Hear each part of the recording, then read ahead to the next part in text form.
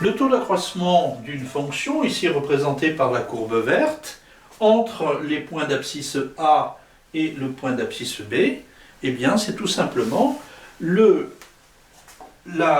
valeur de la tangente de l'angle que fait cette droite en pointillé ici avec l'axe des abscisses. C'est le coefficient directeur de la droite en pointillé, ici la droite qui joint les deux points d'abscisse A et B. Eh bien, à quoi est égal ce coefficient directeur, c'est-à-dire cette tangente?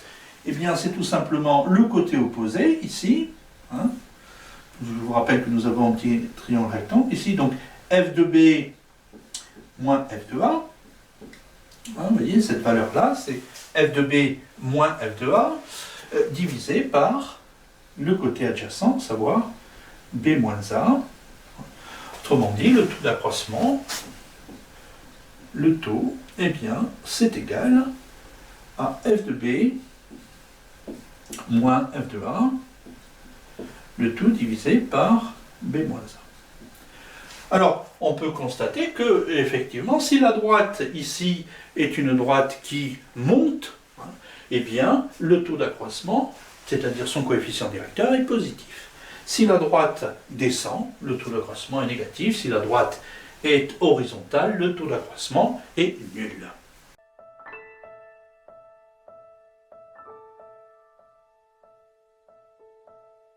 Voyons voir ce qui se passe maintenant lorsque on travaille par rapport à un point seulement, par rapport à A, et on va voir ce qui se passe autour de A.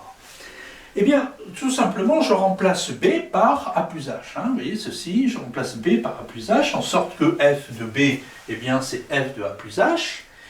Le taux d'accroissement, qu'est-ce qu'il devient? Eh bien, c'est tout simplement f de B, c'est-à-dire A plus H, moins f de A, sur B moins A. Mais B, c'est A plus H moins A, ça va me donner B moins A égale tout simplement H. Voilà le taux d'accroissement.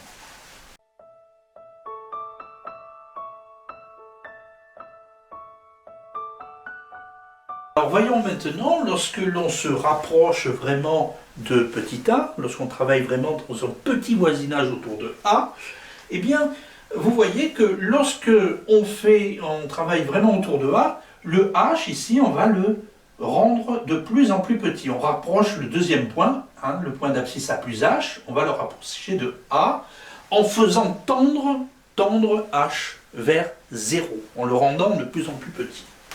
Alors qu'est-ce qui se passe quand on rapproche ce point du point d'abscisse A? Vous voyez que la droite en pointillé, ici la droite bleue, finalement, elle va se rapprocher petit à petit d'une droite ici, la droite rouge, qui n'est autre que la tangente à la courbe verte au point d'abscisse petit a. Eh bien, lorsque cette tangente existe, c'est-à-dire lorsque la courbe est suffisamment courbe, n'a pas d'aspérité, n'a pas de point anguleux, vous voyez que si elle avait un point anguleux, eh bien, on aurait une droite qui hésiterait en ce point, mais lorsque ce n'est pas le cas, lorsque cette droite existe, eh bien à ce moment-là, on dit que le taux, il a une limite lorsque h tend vers 0, et cette limite, eh bien, on l'appelle f' de A. Eh bien ceci, c'est tout simplement la limite lorsque h tend vers 0 de cette valeur-là. C'est ce qu'on appelle la dérivée en A de la fonction f.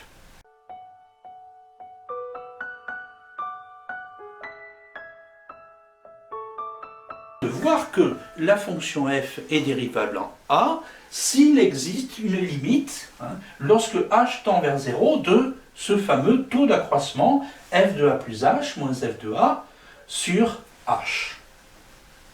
Donc on dit à ce moment-là que la fonction est dérivable en A. Plus généralement, en un point quelconque, si je remplace A par un point quelconque, x, eh bien, je vais trouver la même chose.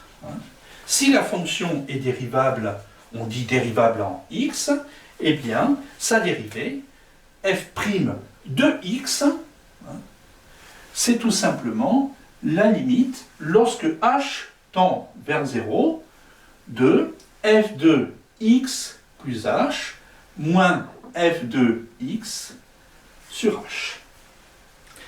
On dit alors qu'une fonction est dérivable sur un intervalle grand I, eh bien c'est les dérivables en tout point de grand I.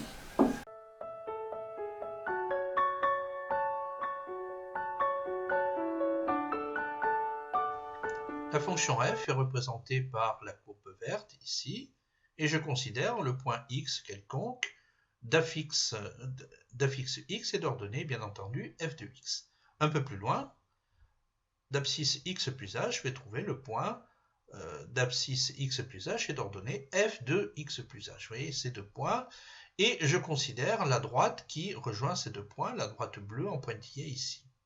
Le taux d'accroissement, c'est quoi? Eh bien, tout simplement, c'est le coefficient directeur de la droite en pointillé, autrement dit, la tangente de l'angle que fait cette droite avec l'axe des abscisses ici. Cette tangente, bien entendu, c'est le côté opposé, f de x plus h moins f de x, divisé par h. Voilà le taux d'accroissement. Que se passe-t-il lorsque h tend vers 0? Lorsque h tend vers 0, vous voyez que les deux points se rapprochent et on voit que la courbe bleue se rapproche de la courbe rouge, qui n'est autre que la tangente à la courbe au point d'abscisse x. À ce moment-là, eh bien, on obtient cette limite, c'est la limite du taux d'accroissement qui est f' de x. f' de x est donc le coefficient directeur de la tangente à la courbe au point d'abscisse x.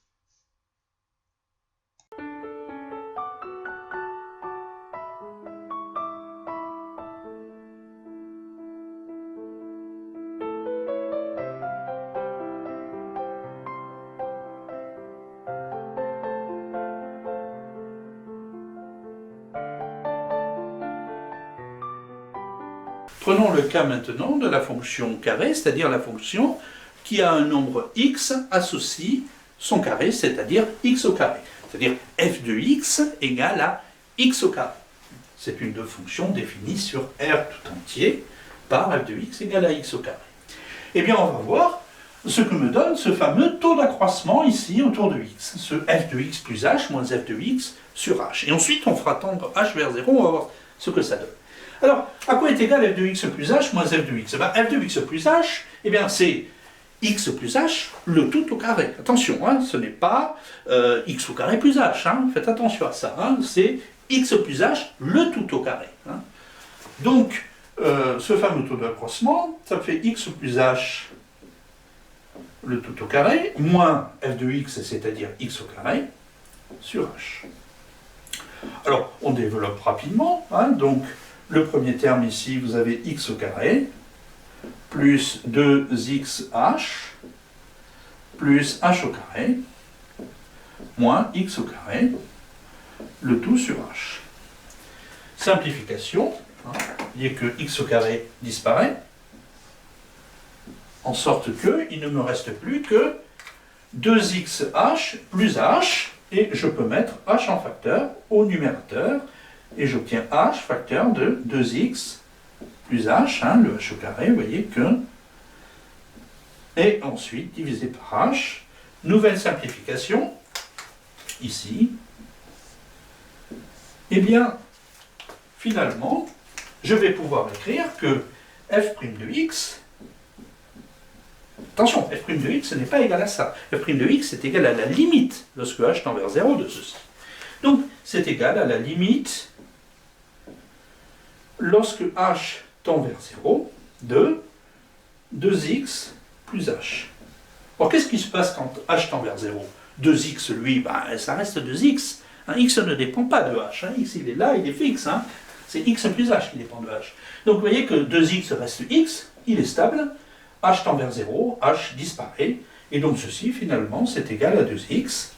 C'est-à-dire que la dérivée de la fonction carré, hein, en x, f' de x, est égale à 2x. Alors, on écrit tout simplement ceci. Hein. Vous voyez que f de x étant égal à x au carré, on écrit que la dérivée de x au carré, vous voyez, c'est égal à 2x. tout simplement.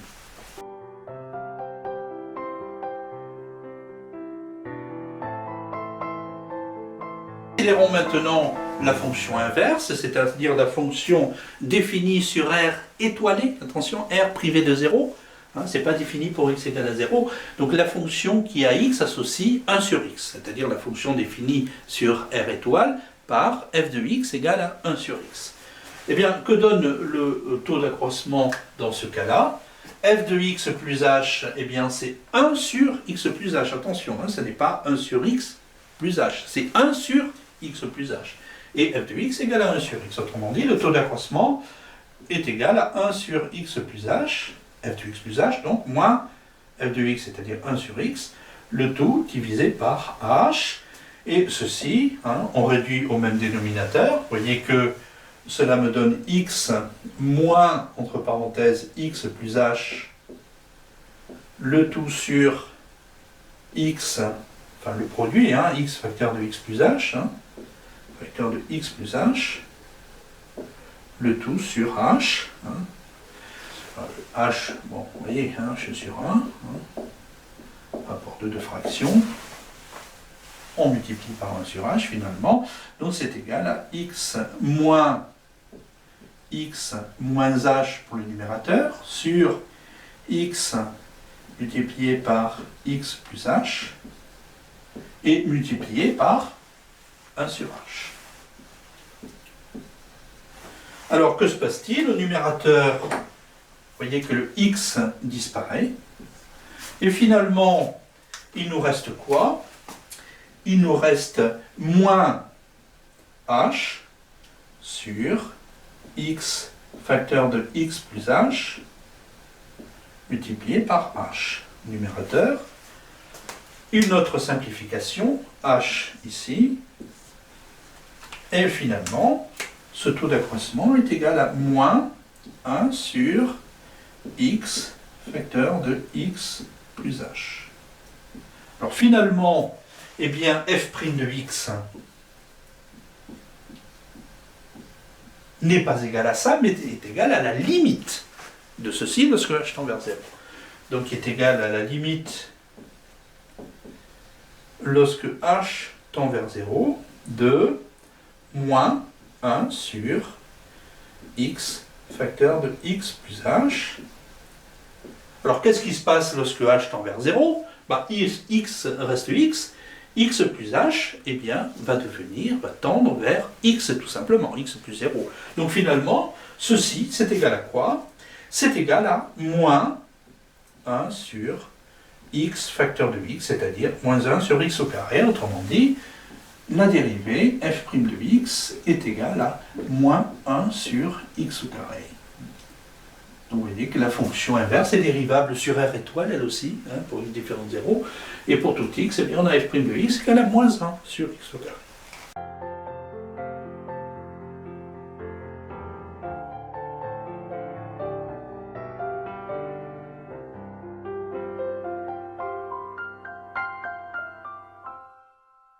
La fonction racine, maintenant, la fonction définie sur R+, hein, pour tous les nombres positifs, par f de x égale à racine carrée de x.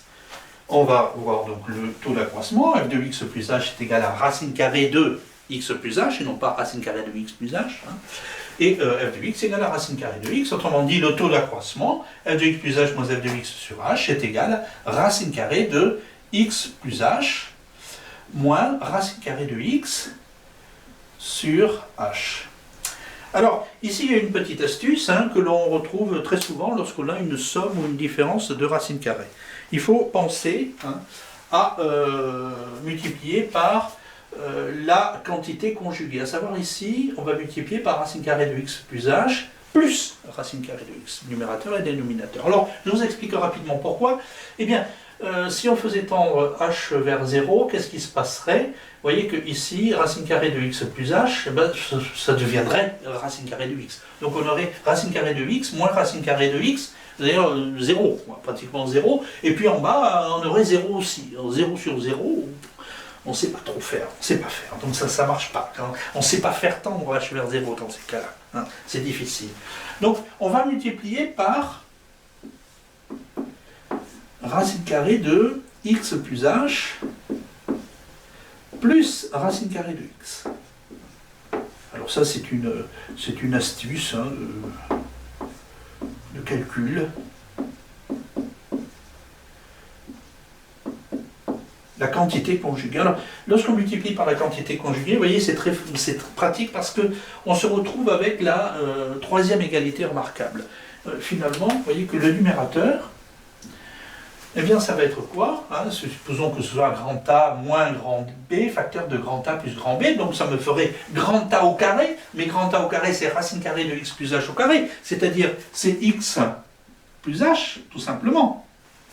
Moins grand B au carré, moins racine carrée de x au carré, donc moins x tout simplement. Et divisé par quoi? Divisé par h, multiplié par racine carrée de x plus h, ça ne bouge pas, plus racine carrée de x.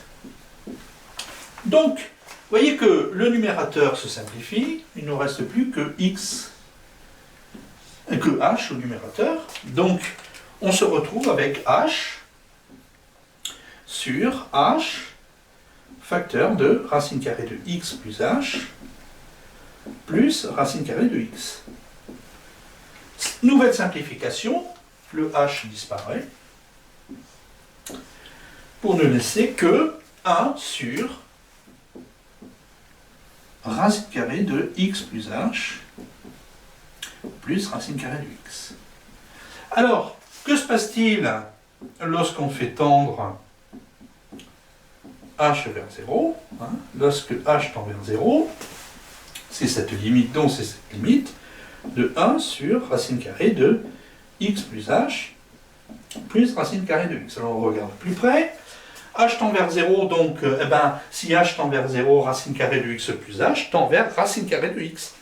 Et donc finalement on se retrouve avec 1 sur racine carrée de x plus racine carrée de x, et c'est tout simplement égal à 1 sur 2 fois racine carrée de x.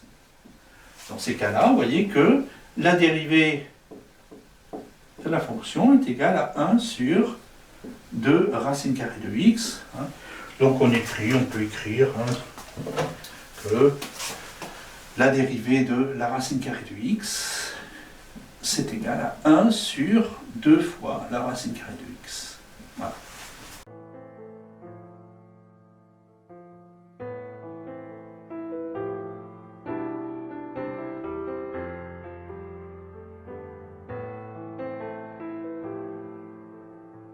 On a démontré, hein, donc un petit appui de notation, hein, que la dérivée de la fonction carré, c'est égal à 2x, hein, donc une fonction linéaire en fait.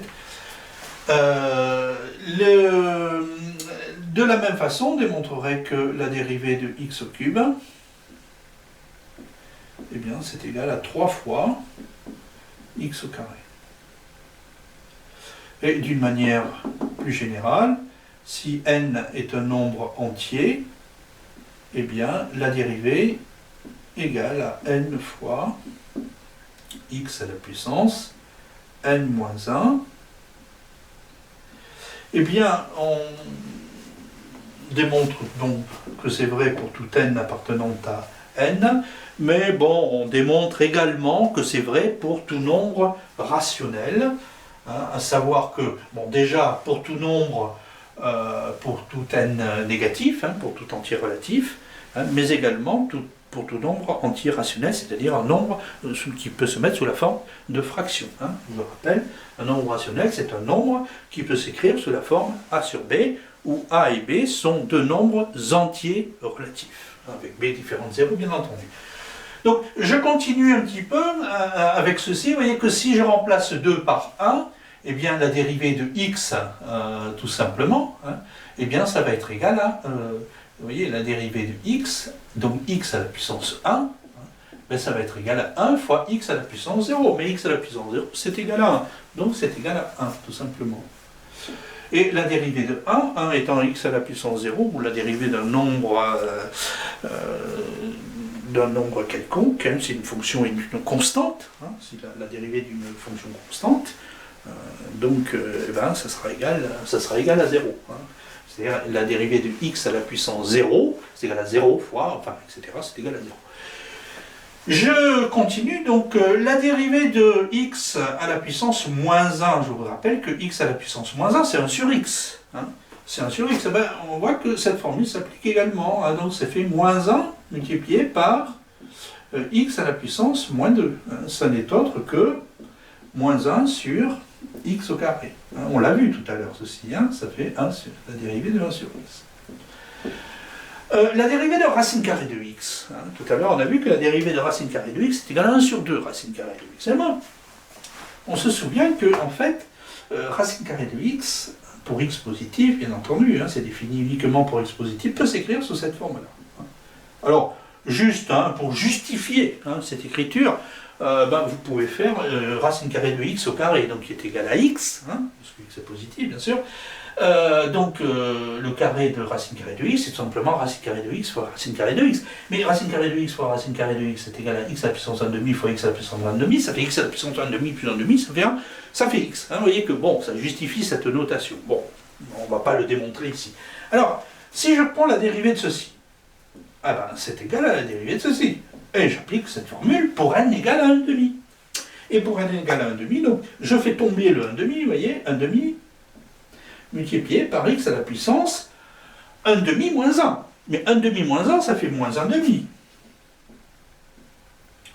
Et donc ça me fait 1 sur 2, et x à la puissance moins 1,5, c'est 1 sur x à la puissance 1,5. Donc je me retrouve avec le x à la puissance 1,5 en bas, mais x à la puissance 1,5, c'est racine carrée de x. Donc je me retrouve avec la formule que j'ai trouvée tout à l'heure, c'est à savoir que la racine carrée de la dérivée de la racine carrée est égale à 1 sur 2 racine carrée. Voilà. Donc, vous voyez que une formule centrale hein, que l'on peut appliquer pour n, même pour n étant pour n fractions. Hein, donc ça marche aussi.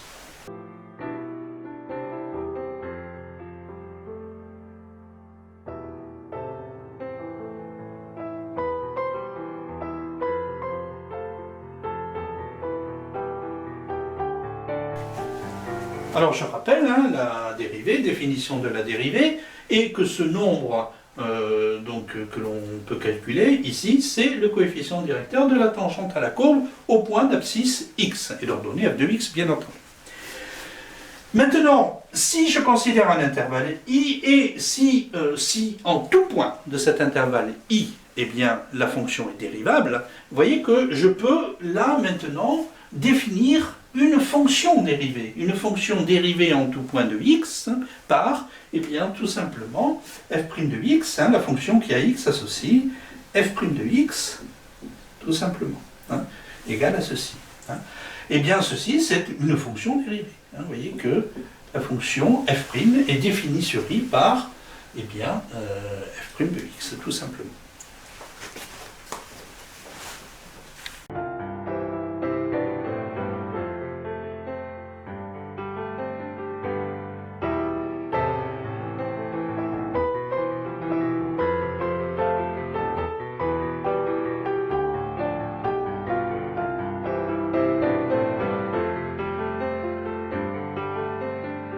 Propriété de la dérivée. Hein. Si f et g sont deux fonctions dérivables sur un intervalle, eh bien f plus g est également dérivable, et on a pour tout x appartenant à cet intervalle, f de x plus g de x, la dérivée de la somme, vous voyez, la dérivée de la somme est égale à la somme des dérivées.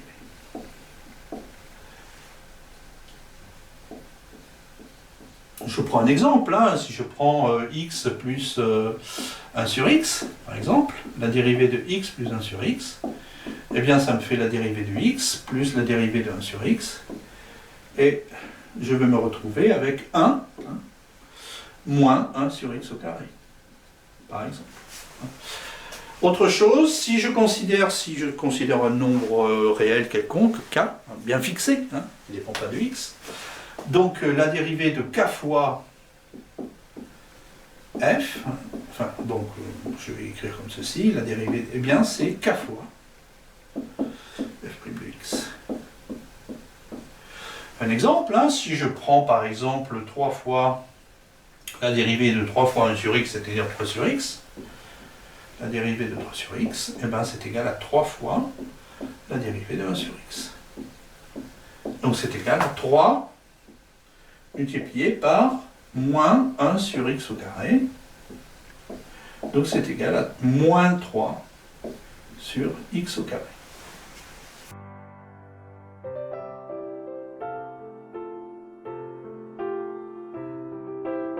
Deux fonctions u et v définies sur un intervalle définies et dérivables sur un intervalle i. La dérivée du produit, si je prends la dérivée de u de x, et donc ceci c'est égal à u' de x multiplié par v de x plus u de x multiplié par v' de x. Alors si par exemple je veux prendre la dérivée de x multiplié par racine carrée de x, eh bien ceci c'est égal à la dérivée de x multiplié par racine carrée de x plus x multiplié par la dérivée de racine carrée de x. Et ensuite, la dérivée de x ça fait 1, donc il ne me reste plus que racine carrée de x plus x multiplié par 1 sur 2 racine carrée de x. Et puis après, bon, je peux réduire au même dénominateur, hein, donc ceci, ça me fait donc, sur 2i, 2 racine carrée de x, je multiplie par 2 racine carrée de x, racine carrée de x, ça me fait 2x, donc ça me fait 2x plus x sur 2 racine carrée de x, et vous voyez que ceci est égal à 3x sur 2 racine carrée de x. En remarquant que x sur racine carrée de x, finalement, c'est tout simplement égal à racine carrée de x, ça me fait 3 racine carrée de x sur 2. Alors, on peut remarquer aussi, lorsque j'écris x fois racine carrée de x, vous voyez que x fois racine carrée de x, finalement, c'est égal à x multiplié par x à la puissance 1 demi. Et ceci, c'est égal à x à la puissance 1 plus 1 demi, donc 3 demi. Donc si je prends la dérivée de ceci, c'est la dérivée de ceci, et j'applique la formule précédente. 3 demi multiplié par x à la puissance 3 demi moins 1. Mais 3 demi moins 1, c'est égal à 1 demi. Donc 1 demi. Mais x à la puissance 1 demi, c'est racine carrée de x, donc vous voyez qu'on se retrouve avec ceci. Alors maintenant, je considère deux fonctions u et v avec la fonction v non nulle. Sur i, donc on a v qui est soit strictement positif, soit strictement négatif, mais ne peut pas s'annuler sur l'intervalle. V de x est différent de 0. Voilà, tout simplement. Donc, la dérivée du quotient, u de x divisé par v de x, la dérivée du quotient, c'est égal. Alors, ça va ressembler un peu au produit, mais il faut faire attention parce qu'il y a un signe moins ici. Donc, on commence toujours par dériver le numérateur, u' de x, multiplié par v de x.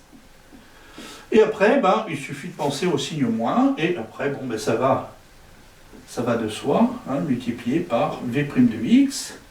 Alors, divisé par v de x, le tout au carré.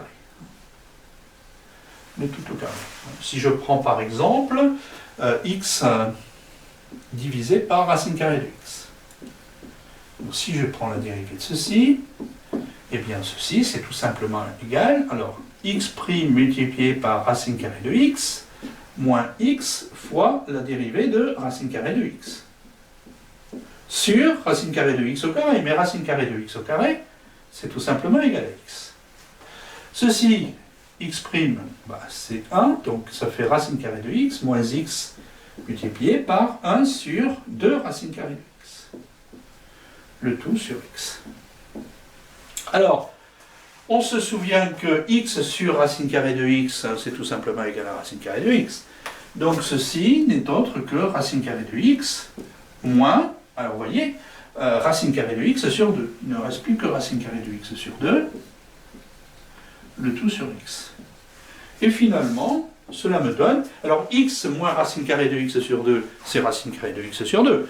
Donc c'est égal à racine carrée de x sur 2 sur x. Et donc c'est égal à racine carrée de x sur 2x.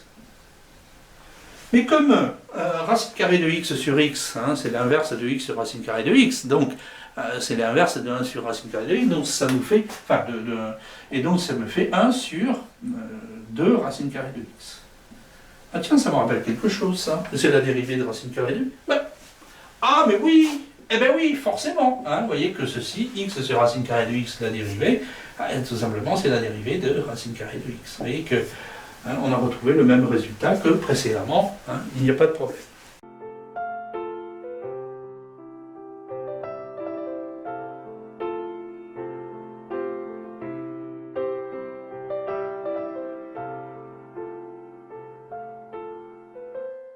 Équation de la tangente, on va essayer de déterminer l'équation de la tangente en un point de la courbe, sachant qu'en ce point, la fonction est dérivable. On connaît f' de a. Mais on se rappelle de quoi? On se rappelle que la dérivée en a, c'est tout simplement le coefficient directeur de la tangente en ce point. Alors c'est quoi le coefficient directeur de la tangente? C'est le côté opposé ici sur le côté adjacent. Alors, j'ai choisi un point de la tangente quelconque. Je vous rappelle que l'équation d'une courbe quelconque, l'équation d'une droite en particulier, c'est une relation entre l'abscisse et l'ordonnée d'un point quelconque de cette droite. Alors, si on prend un point quelconque de cette droite, donc d'abscisse x et d'ordonnée y, il suffit de trouver une relation entre x et y. On écrit en général y égale gnagnan de x, etc. Eh bien, c'est quoi ce coefficient directeur? Vous voyez que ici, je me retrouve avec y moins f de a. Ceci, c'est y moins f de a. Et ici, c'est quoi? C'est x moins a. Quelle relation je peux écrire? Je peux écrire tout simplement que la dérivée, c'est-à-dire f' de a, c'est tout simplement le coefficient directeur, c'est-à-dire ceci divisé par ceci, c'est-à-dire y moins f de a sur x moins a. Je mets tout à plat, je multiplie tout par x moins a. Si je multiplie tout par x moins a, je vais me retrouver avec x moins a multiplié par f' de a égal à ceci multiplié par x moins a. Donc le x moins a disparaîtra, donc ça me fait y moins f de a. Et donc finalement, vous voyez que y sera égal, y est égal à quoi? Vous voyez, je fais passer le f de a de l'autre côté. Donc c'est égal à x moins a multiplié par f' de a, ou f' de a multiplié par x moins a, plus f de a. Donc voilà, vous avez ici l'équation de la tangente au point d'abscisse petit a, tangente à la courbe représentative, bien entendu, de la fonction f.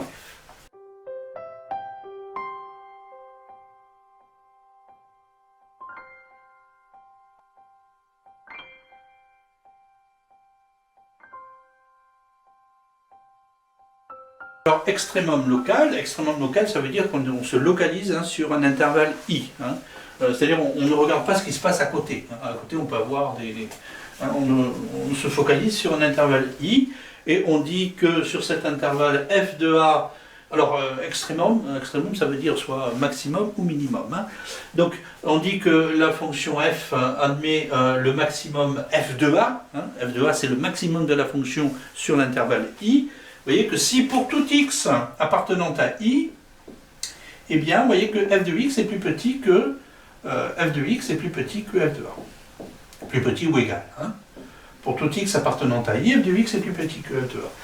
Et inversement, on dit que f de a est un minimum sur l'intervalle i, si pour tout x, vous voyez que f de x est plus grand que f de a. Alors, ce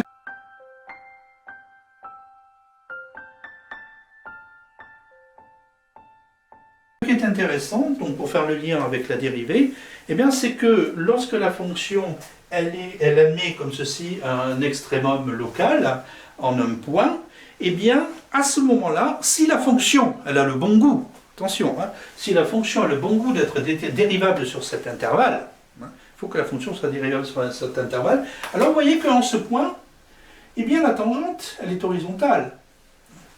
C'est logique. La tangente est horizontale. À ce moment-là, eh bien, on a f' de a, f' de a égale à 0. Vous voyez que si la fonction admet un extrémum et si la fonction est dérivable, alors f' de a égale à 0. Attention, attention, la réciproque n'est pas vraie.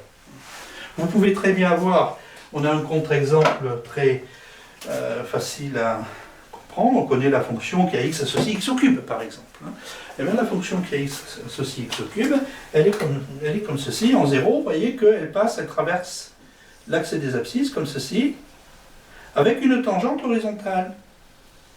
Et malgré tout, le point d'abscisse 0 n'est pas un extrémum. Vous voyez que f' de 0 égale à 0, et pour autant, 0 n'est pas un maximum pour la fonction, ni un minimum. Vous voyez que la courbe, elle traverse à la tangente. On parle d'un point d'inflexion dans ce cas-là. Bon, ce n'est pas de votre niveau.